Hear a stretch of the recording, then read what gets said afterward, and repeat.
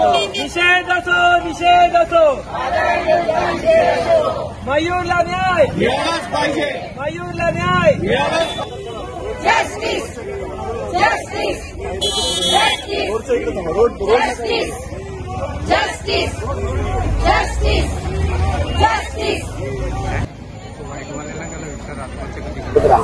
तुम्हाला माहिती आहे फादर ॲग्नेल मध्ये 13 एप्रिल 24 रोजी एका मुलाचा बुडून मृत्यू झाला. तो त्या पूलमध्ये मृत्यू झाला की नंतर मृत्यू झाला हे अद्याप पोस्टमॉर्टम रिपोर्ट न आल्यामुळे कळत नाहीये. पण एक साधी मागणी आम्ही केली होती की शाळेच्या प्रशासनाने पालकांना वेळ द्यावा. पण संशयास्पद गोष्ट अशी आहे की 2-2 निवेदनं देऊन सुद्धा फादर ॲग्नेल प्रशासन पालकांना साधं भेटायला पण बोलवत नाही.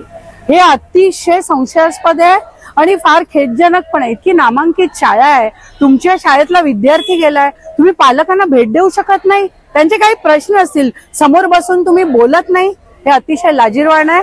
आणि म्हणून आम्ही आज परत एकत्रित येऊन विस्तारित शिष्टमंडळ असं आम्ही नाव दिलंय. आम्ही त्यांच्या भेटीला जातोय, पण त्यांनी जर भेट नकारली तर पुढे काय करायचं ते आम्ही ठरवू.